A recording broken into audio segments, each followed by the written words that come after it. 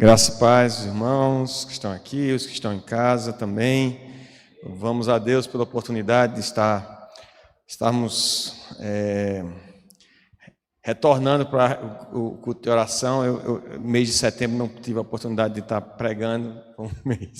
Foi um mês complicado, um mês difícil devido a algumas atividades, mas louvado seja o nome do Senhor. Nós estamos aqui. Eu queria compartilhar com os irmãos rapidamente um texto da palavra do Senhor que se encontra lá no livro de Salmos. Como os irmãos sabem, a gente tem buscado estudar nos cultos de quarta-feira sobre os Salmos, e nós eu vi outras quartas-feiras, né, que a gente já está vendo alguns salmos lá do último livro do Salmos, já lá do final do livro, e eu queria voltar só um pouquinho e ver um salmo que é muito querido para nós, que de algum modo fomos criados, né, num lar evangélico. A gente acaba na igreja sendo motivado a decorar este salmo.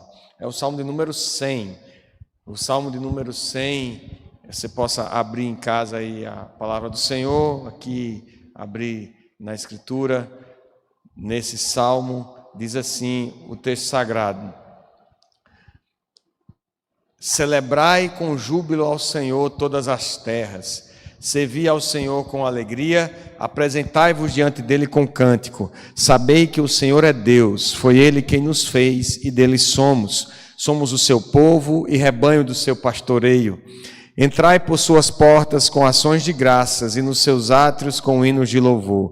Rendei-lhe graças e bendizei-lhe o nome, porque o Senhor é bom, a sua misericórdia dura para sempre e de geração em geração a sua fidelidade. Amém? Vamos orar mais uma vez.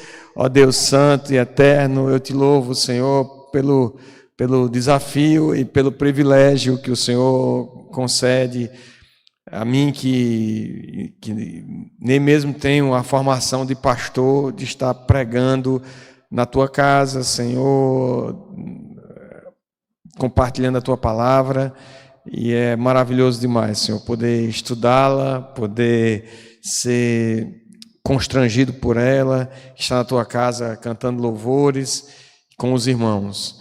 Ó Deus, eu te peço que o Senhor confirme a tua vontade, Senhor, e fala aos nossos corações nessa noite, através da tua palavra. Ela é singela, ela é tão poderosa, e ela é verdade que é soprada, Senhor, do teu trono de graça para os nossos corações, e nós cremos nisso. E porque tu és fiel, e porque tu és bom, e a tua misericórdia dura para sempre, é que nós estamos aqui nessa noite. Alguns irmãos em casa acompanhando, alguns outros vão ver esse sermão noutra oportunidade, mas, ó Deus, que a cada um destes o Senhor possa operar, Senhor, por causa da tua glória, por causa da tua vontade, por causa da tua palavra, e porque tu amas este rebanho que o Senhor separou para o seu pastoreio. Então opera, Senhor, e nos usa, e nós te daremos a glória, a honra, o louvor por esse privilégio. Em nome de Jesus nós oramos. Amém.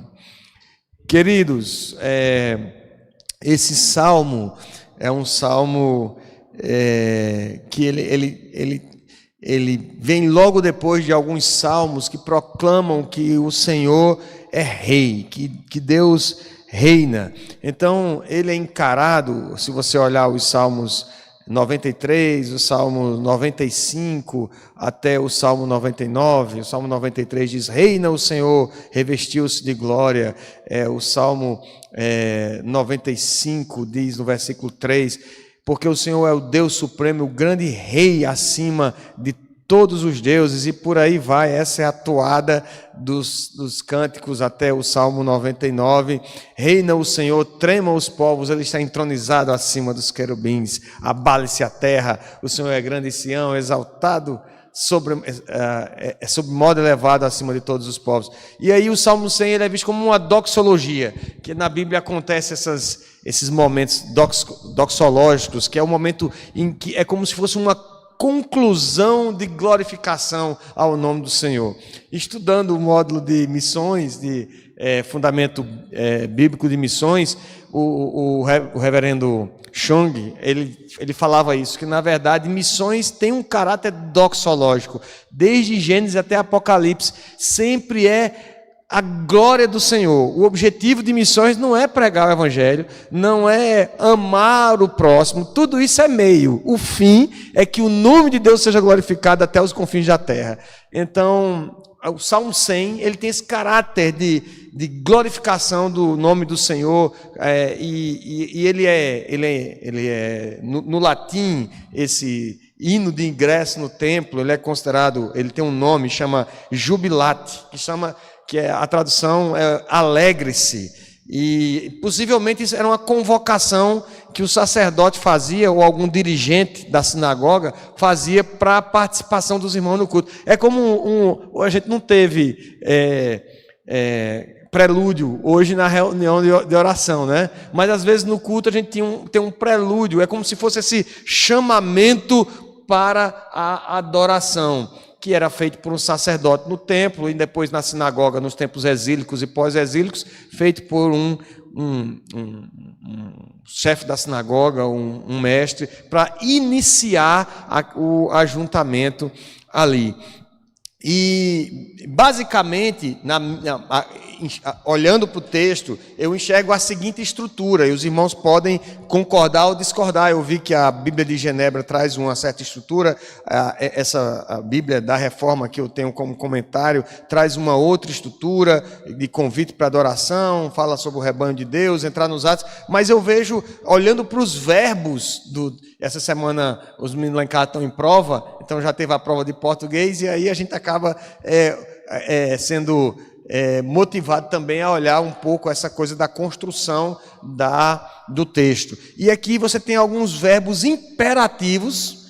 Então você tem 5 ordens, basicamente. Na verdade a gente tem mais ordens, porque o versículo 4, ele não vai falar só da ordem de entrar nos seus átrios, mas de render graças e bendizer o nome. Mas eu entendo que render graças e bendizer o nome estão dentro de entrar por suas portas. É entrar por suas portas, e nesse ato de entrar por suas portas você rende graças e bendiz o nome. Então basicamente a gente tem 5 ordens aí, e tem uma justificativa para esse chamamento, que é o versículo 5.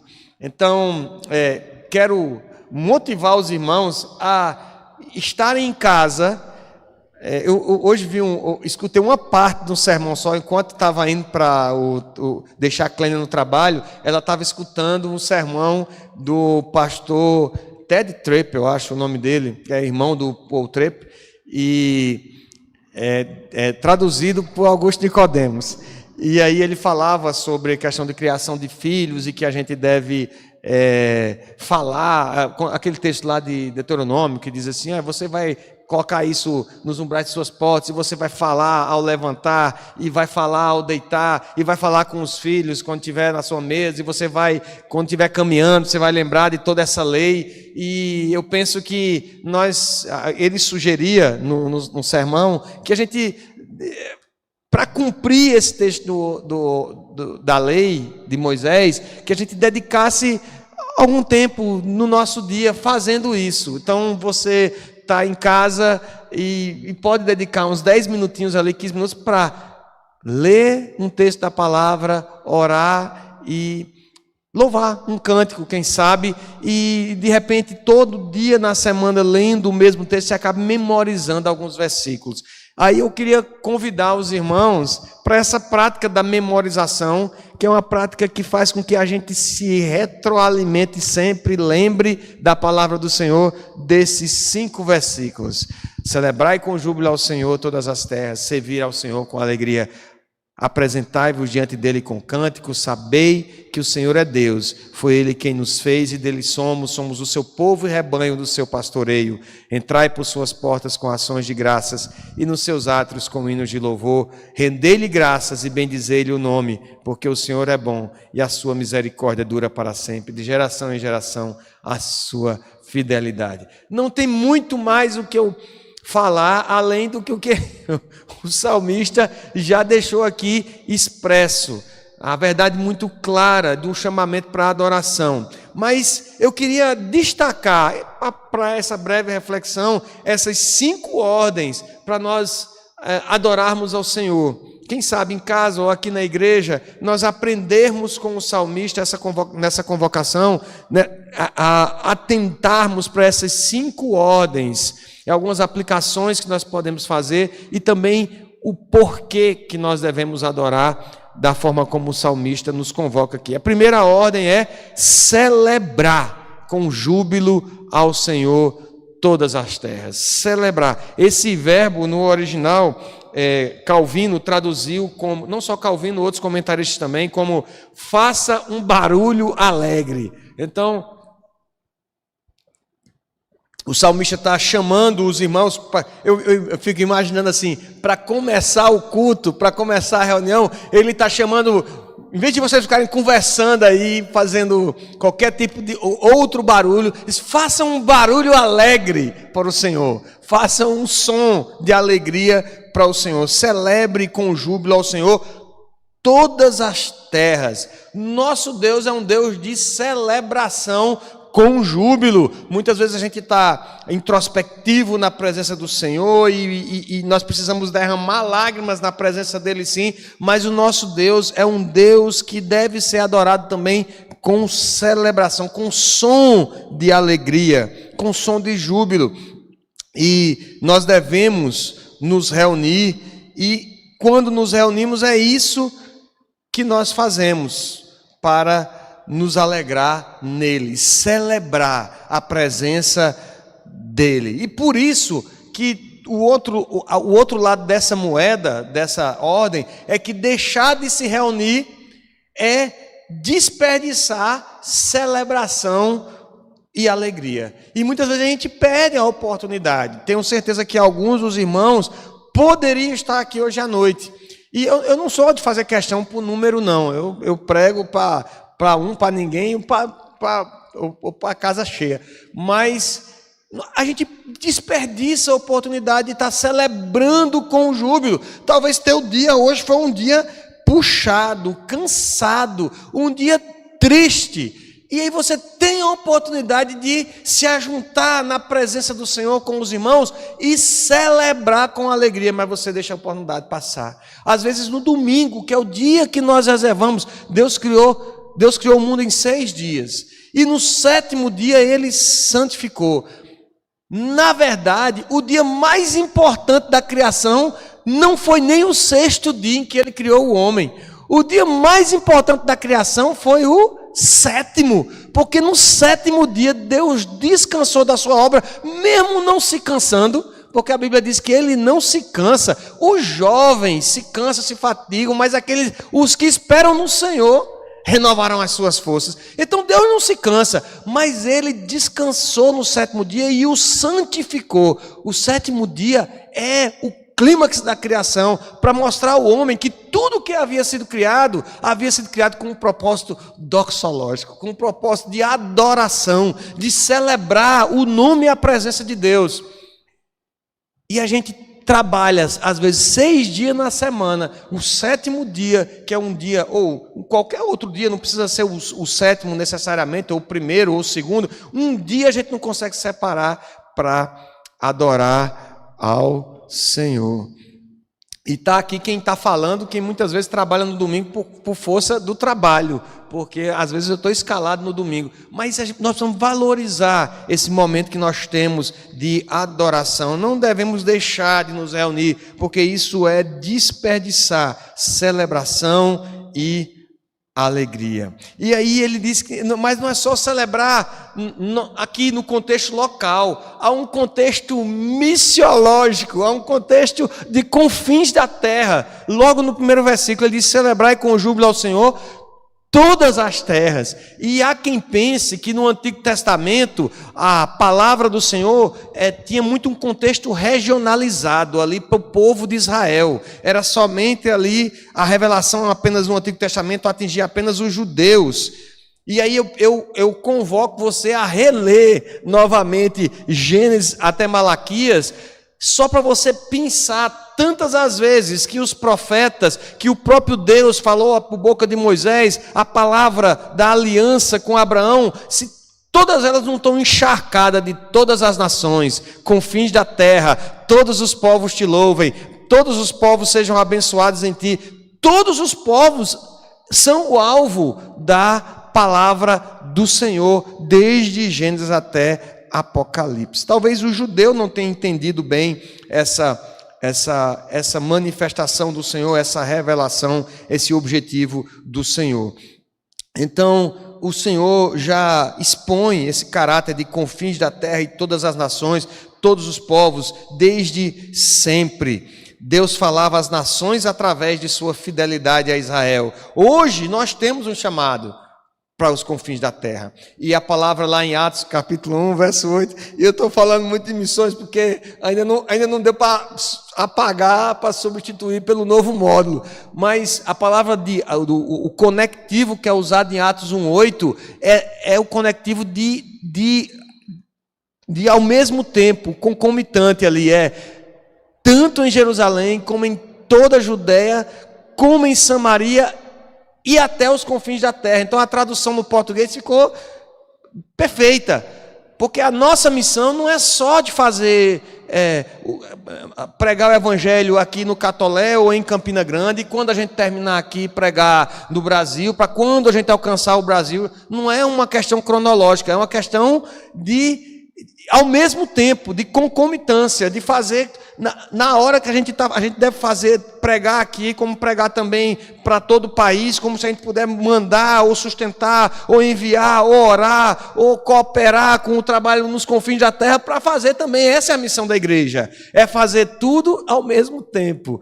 Então, celebrar com júbilo ao Senhor todas as terras, nos lembra também do nossa responsabilidade missional, ou missionária, de pregar esse evangelho, de celebrar, para que todos os povos escutem, ouçam, acompanhem na internet. Aliás, eu olhei nesses dias que a gente está com 896 seguidores, alguma coisa desse tipo. Falta tão pouco para a gente alcançar 1000, e eu queria lançar o desafio para a igreja, para a gente compartilhar os sermões, para a gente compartilhar os cultos, para que a gente chegue aos 1000. E quando chegar aos 1000, a gente pensa no outro desafio. Mas por enquanto a gente chegar aos 1000 seguidores.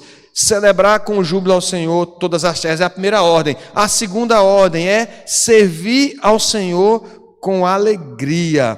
O povo de Deus, ele celebra, ele faz esse barulho santo de se ajuntar com alegria, mas ele não tem alegria somente na celebração, ele tem alegria também no serviço. É um povo que se reúne e serve, é um povo que se reúne e que serve. Nós não fomos chamados para sermos servidos. Nós não viemos para a igreja e não damos o dízimo como um pagamento por um serviço que nós recebemos toda semana, de pregação, de louvor. Não, a gente vem para a igreja, a gente participa da igreja, a gente faz parte do corpo de Cristo para servirmos. E é assim que o objetivo dos nossos dons é exatamente para servir ao Senhor e servir ao próximo.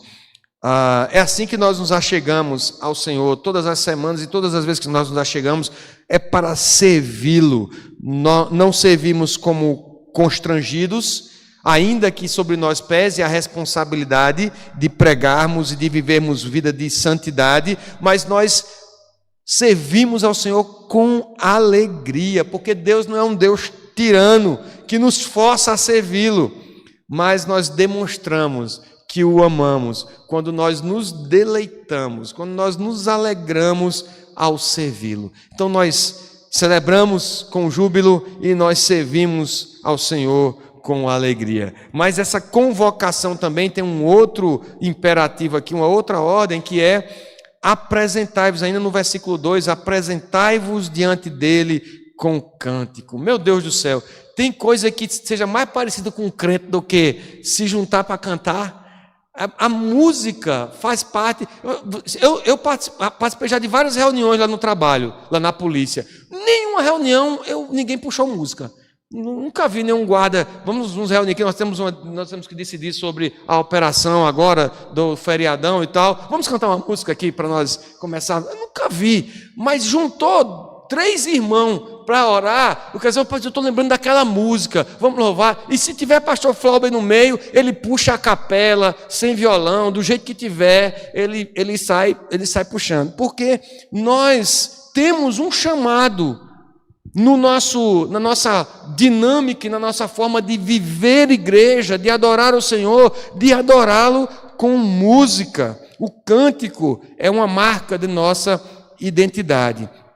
Desde os ajuntamentos no tabernáculo, depois no templo e depois nas sinagogas, sempre. Nosso culto hoje é muito parecido com o que se fazia nas sinagogas desde os tempos exílicos, né? Assim, do povo de Judá, de uma introdução, uma leitura da palavra, um momento de cântico, de adoração, ali, na verdade era um salmo que se cantava e depois se lia uma profecia e alguém comentava essa profecia e depois se despedia com a bênção. O nosso culto hoje é muito parecido com o que se fazia pelos judeus desde os tempos do exílio, do início da sinagoga. A música, então, sempre esteve presente nos ajuntamentos solenes para cultuar, no culto público. Agora, também, ao que parece, que estava presente também nas famílias. Porque eu estava comentando isso com o namorado de Esther, é estranho dizer isso, mas ela está de namorado.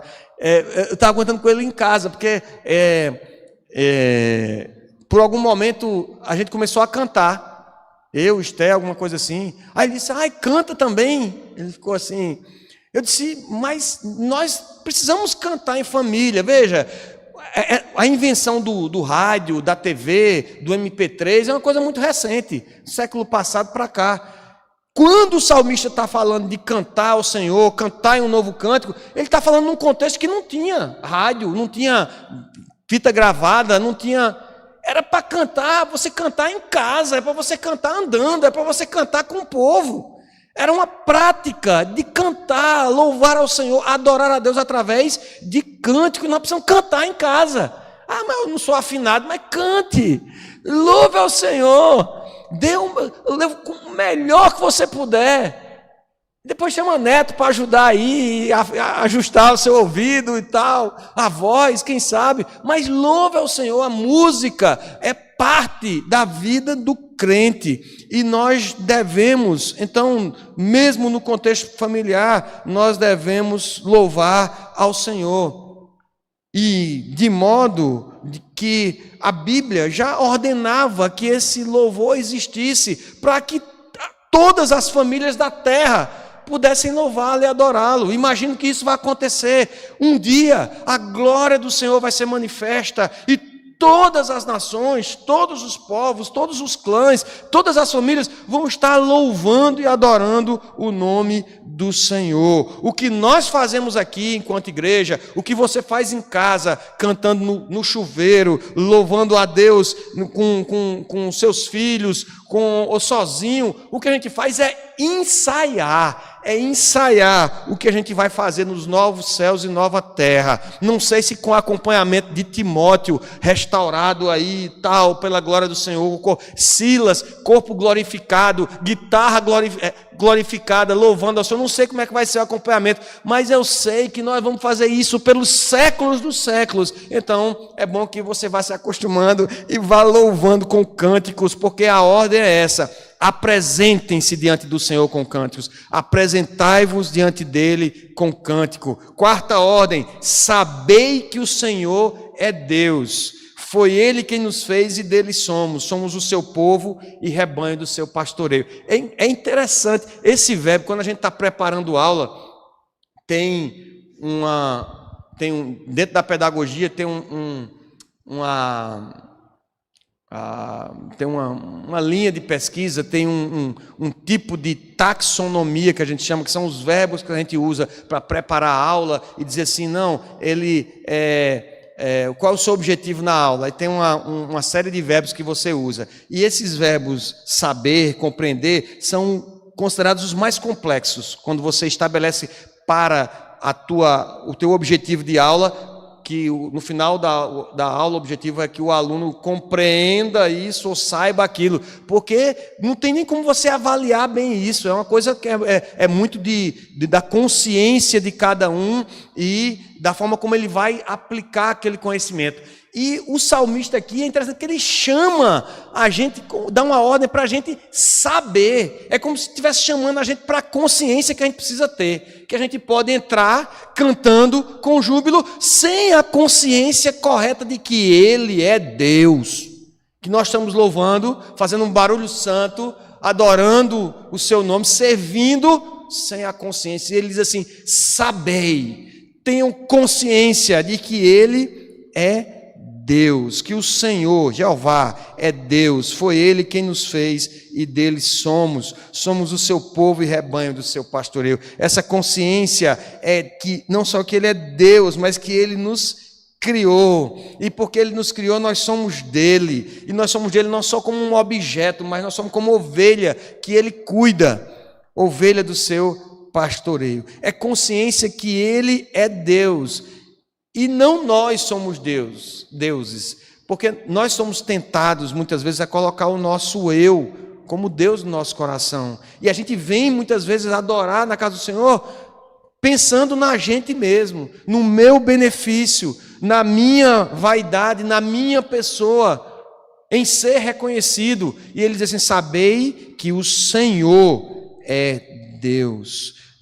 Não outro Deus, não a vaidade, não o Deus desse século que é Mamon, a riqueza. Todo mundo trabalha e se mata de trabalhar para ganhar dinheiro, para ter segurança financeira e para ter conforto, sucesso. Esse é o Deus desse século. Aí o salmista está lembrando a gente, você está adorando a Deus. Saiba que Ele é Deus. Não, as suas preocupações com esse mundo não, é Ele, Deus, Jeová é Deus, e essa verdade nos impele à obediência, é a consciência de que foi Ele que nos fez, não foi o acaso que nos fez, não foi qualquer outra coisa, não foi a energia do Big Bang e o caos que se ordenou na forma de moléculas e um ser unicelular acabou evoluindo para formar o homem, mas foi Deus quem nos fez. O Spurgeon, falando sobre isso,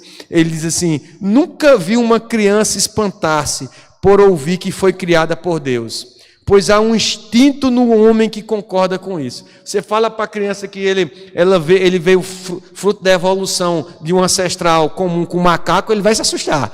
Mas se você disser que foi Deus que fez ele parece que encara isso com muita normalidade, porque Deus gravou a sua lei nos nossos corações e parece instintivo crer nisso. Essa consciência que Ele nos fez gera adoração. Tem uma frase do Matthew Henry, que é um teólogo do século XVIII, XIX, ele diz assim, a ignorância não gera devoção. Porque tem muita gente que vive como se não soubesse que Deus é Deus, como se não soubesse que Deus existe. Ela pode até ir para a igreja e tal, mas a sua vida é como se Deus não tivesse nada a ver com as suas decisões, com o seu comportamento, com quem Ele é, vive de uma forma independente, ignorante, como se Deus não fosse Deus. E aí o Matthew Henry diz assim, a ignorância não gera devoção, a ignorância gera superstição. E por isso que a gente vive mergulhado em tanta superstição, porque as pessoas não sabem quem é de fato Deus, que só o Senhor é Deus. Se Ele nos fez, Ele tem direito de propriedade absoluta. Ele nos criou, estamos à sua disposição. Ele tem direito de usar suas ferramentas. Ele tem direito à sua obediência. E nisso consiste basicamente o direito de propriedade. Se você faz alguma coisa, é porque a gente não consegue imaginar mais se existisse um buraco de minhoca, né? um vazio em algum lugar e de repente a gente pudesse criar ali um terreno. Eu estou lembrando das dificuldades que a gente está tendo para a legalização do terreno lá em Pedra d'Água, e a gente passou também por outras situações lá em Cabaceiras, e a gente precisa de de um documento que diga assim: você é proprietário, e com aquele documento eu tenho o direito de usufruir do terreno, tenho o direito de vender o terreno, eu tenho o direito de locar, porque eu sou proprietário, o terreno é meu, e a palavra de Deus está dizendo que nós somos propriedade dele, ele nos fez, e dele somos o seu povo e rebanho do seu pastoreio. É devida a obediência e a adoração ao Senhor, porque nós somos dele, nós somos sua propriedade. Conhecer a Deus como Deus é o mais forte argumento de devoção. Calvino, falando sobre esse texto, ele diz assim: todo homem faz de si um Deus e praticamente se adora quando atribui a seu próprio poder o que Deus declara pertencer somente a Ele. O fato é que nós queremos viver para nós mesmos, nós queremos ser donos da nossa vida e do nosso nariz. E quando fazemos isso, nós estamos usurpando algo que é do Senhor. Nós somos dele, seu povo, ovelhas do seu pastoreio. Ele não nos criou e nos deixou. Tudo bem, ele criou, mas agora você tem liberdade, você tem livre-arbítrio, você faça o que você quiser da sua vida. Não, ele nos criou e cuida de nós pela sua providência vigilante. Quinta e última ordem. Entrai por suas portas com ações de graça e nos seus átrios com hinos de louvor, render-lhe graças e bendizer-lhe o nome. Nós devemos não apenas celebrar o Senhor de modo informal, mas sistematicamente buscar a sua presença. E é claro que esse salmo, a princípio, é um chamado a culto, é um chamado para nos dedicarmos a Ele em culto de adoração. Mas precisamos também dedicar minutos do nosso tempo para ler, para orar, para louvar ao Senhor. Fazer isso pessoalmente, em família e com a congregação dos santos. Devemos chegar na sua presença, não com arrogância, não com murmuração, mas com ações de graça, hinos de louvor, rendendo graças a Ele, entregando a Ele a nossa gratidão e dizendo coisas boas a respeito de Deus. Bendizer o nome é dizer coisa boa. E quantas coisas boas nós dissemos de Deus hoje? Quantas coisas boas a gente pode parar e dizer: Senhor, como o Senhor é bom. Senhor, que dia calorento, Senhor. Como o Senhor é bom, dar um dia maravilhoso, de céu tão claro assim. Senhor, como o Senhor é bom, que eu pude ir para a minha casa e me alimentar. Senhor, como o Senhor é bom. E nós precisamos dizer coisas boas do Senhor, da sua graça, dos seus livramentos. E o salmista termina dando uma justificativa que, na verdade, tem 3 aspectos. Por que nós devemos celebrar com júbilo, servir ao Senhor com alegria, nos apresentar diante dEle com cânticos? Ele diz que nós devemos fazer isso porque o Senhor é bom. Quem é que pode se recusar a celebrar com júbilo diante de um Deus que é amor? Deus, você já chegou perto de uma pessoa que você não teve coragem de recusar um pedido dela porque ela é tão boa, ela é gente tão boa para você, é uma pessoa que você, quando ela pede uma coisa para você, você fica sem jeito de dizer para ela: não, rapaz, eu não posso não, mesmo que você não possa, você fica sem jeito. E Deus é bom. Se tem alguém que é bom e que eu pudesse definir como sendo a pura bondade, esse é o Senhor. Então, como é que eu não vou celebrar com júbilo ao Senhor? Como é que eu não vou servi-lo, cantar louvores a um Deus cujos decretos são bons para mim, são benéficos, as suas leis são corretas? Como é que vamos calar os lábios diante do fato de que Ele é o bom pastor, que dá a vida pelas suas ovelhas? Como é que eu não vou entrar na igreja, então, louvando a Deus, pulando de alegria, abraçando os irmãos, dá até trabalho para poder começar o culto, meu Deus. Como é que eu não vou louvar esse Deus, cuja bondade nos enviou o seu Santo Espírito, para nos fortalecer, porque sabendo que a caminhada ia ser dura, Ele nos mandou o seu Espírito para habitar em nosso coração e nos fortalecer, nos prometendo que viria nos buscar. O Senhor é bom, mas nós louvamos a Deus, nos apresentamos diante dEle também porque a sua misericórdia é eterna. Imagina você acordar de manhã e você olhar para o espelho e ver que você está igual a ontem. Se isso tivesse acontecido há mais tempo, nós teríamos cabelo, Duda. A gente olhar para o espelho e está igual a ontem, ainda tem cabelo, não tem ruga, ainda está... Se bem que eu acho que a gente melhorou muito com o tempo, né? Deus foi bom com a gente também, até nisso. Mas o tempo, ele é implacável, ele não perdoa. Imagina você, todo dia você olhar para o seu carro e ele está novo igual a ontem. Ele, em vez de depreciar, envelhecer, ele ficou mais novo, ele está melhor. É isso que acontece com a misericórdia do Senhor. As misericórdias do Senhor se renovam a cada manhã. Ela não se desgasta, ela não se deprecia. Você usou hoje a porção, ainda não usou toda, porque ainda eu vou para casa, ainda preciso de misericórdia para chegar em Lagoa Seca, mas a gente usa a porção da misericórdia do Senhor hoje, e amanhã, quando eu acordar, se eu acordar, é porque o Senhor já renovou a porção de misericórdia, que é eterna, ela se renova a cada manhã, sendo derramada sobre as nossas vidas. Nós temos um advogado que não se cansa de interceder por nós. O sangue vertido na cruz não perde a validade.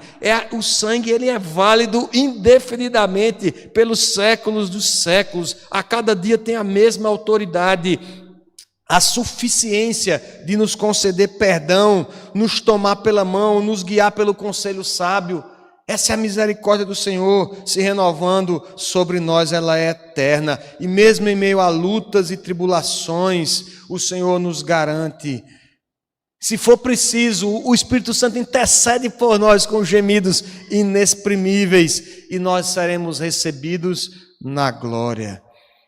Diz o salmista Asaf no Salmo 73, ainda que minha carne e meu coração desfaleçam, Deus é a fortaleza do meu coração e a minha herança para sempre. O terceiro aspecto desse motivo que nós temos para louvar ao Senhor é que de geração em geração é a sua fidelidade. O Senhor é fiel porque nós somos fiéis, mas a despeito de sermos infiéis, a despeito da nossa infidelidade, Ele permanece fiel, porque não pode negar a si mesmo. É isso que Paulo, escrevendo lá a segunda carta a Timóteo, capítulo 2, verso 13, ele diz: nós permanecemos fiéis, com Ele nós reinaremos. Se nós o negarmos, Ele nos negará. Mas parece que ficou assim, e agora? Porque, e se eu não for conseguir ser fiel? Aí ele continua e diz assim, se formos infiéis, Ele permanece fiel. Ele não pode negar a si mesmo, Ele não pode quebrar a sua palavra permanece para sempre, Ele é fiel a essa palavra. Se a sua misericórdia é eterna, a sua fidelidade é de geração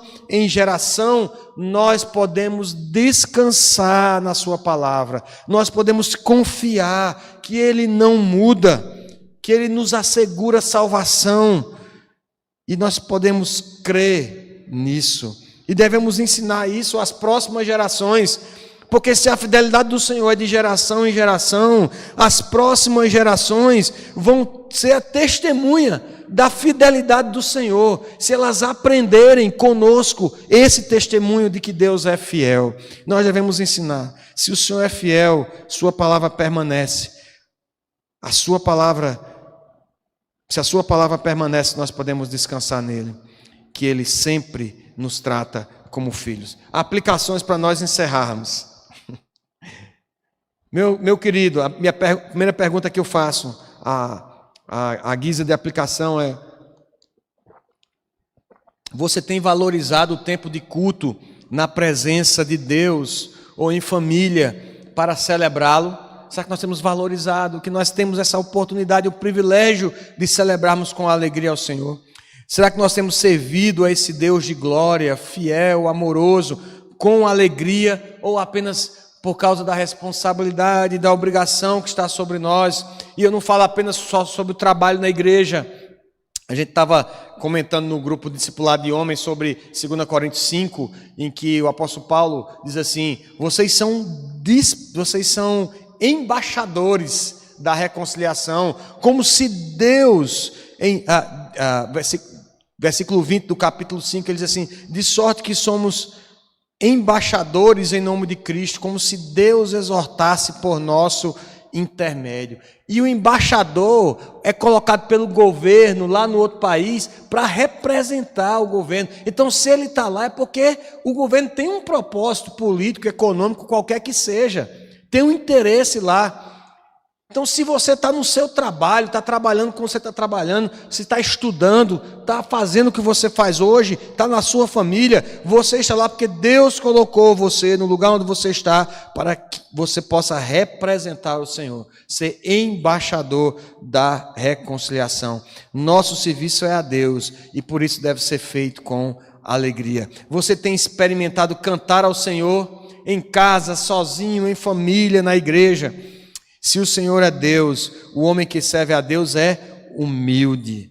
Nós temos que viver, de fato, como se Deus fosse verdadeiramente Deus, o nosso Deus, e não como se Mamon fosse o nosso Deus, como se nós mesmos nos colocássemos na posição de quem manda no nosso coração, fazendo as coisas para agradar o nosso próprio coração.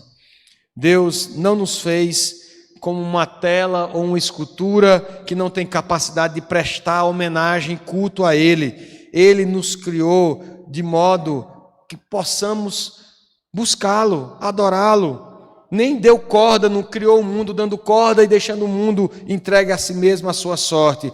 Ele nos mantém vivo e sustenta todo o universo pelo seu poder. Que encorajamento, meus irmãos. Somente aquele que vive para servir a Deus pode viver e se alegrar como o verdadeiro homem, não desperdiçando a sua vida com paixões e distrações vãs. Porque se ele foi criado à imagem e semelhança do Senhor, se ele crê que Deus é Deus que o criou, então nós temos um propósito para ter sido criado, para celebrá-lo, para servi-lo, para adorá-lo. Nossos joelhos foram feitos para se dobrar em adoração ao Senhor, a nossa boca para bendizê-lo, cantar louvores. Só é verdadeiramente livre aquele a quem o amor de Deus torna livre. Por último, meus irmãos, lembre-se que nosso Deus não é apenas o Deus que governa soberanamente. O Senhor é bom, a sua misericórdia dura para sempre, a sua fidelidade se estende de geração em geração. Isso quer dizer que quem serve a Deus não pode ser vencido, para usar as palavras do Charles Spurgeon. Nós estamos no meio da Reforma Protestante e a gente tem muitos exemplos de pessoas que serviram a Deus com todo o seu ser, com alegria no seu coração. Nós temos o exemplo do próprio Martinho Lutero, que não tinha nem em mente começar uma reforma na igreja, um cisma, o que quer que seja, mas queria que a igreja voltasse aos caminhos de santidade, e mesmo conjurado pelo próprio Papa de que ele seria excomungado e seria morto, ele manteve-se fiel ao Senhor, divulgando as Escrituras. John Knox, o criador da igreja presbiteriana, do presbiterianismo, ele, mesmo com a saúde debilitada, ninguém era mais temido na Escócia, nenhum exército era mais temido do que esse homem, pela forma como ele incisivamente pregava a palavra e servia ao Senhor com alegria, com todo o seu ser, crendo que Deus de fato era Deus. Quanto a nós, meus irmãos, o fato de Deus ser Deus, da sua bondade, misericórdia e fidelidade não terem fim, não deveria nos fazer viver como ovelhas do seu pasto, testemunhando de quem de fato Deus é ao mundo e de quem nós somos, suas ovelhas, testemunhas vivas de que Ele é Deus, que Ele é bom e que a sua misericórdia não tem fim. Vamos orar, meus irmãos, vamos orar ao Senhor. Ó Deus, nós te louvamos pela tua palavra, te agradecemos, Senhor, porque podemos celebrar com júbilo ao Senhor esse privilégio maravilhoso, Senhor, que nós temos de nos reunir como família, como igreja, ó Deus, como corpo de Cristo, e entrar nos teus átrios com ações de graça, render graças, bendizer-lhe o nome.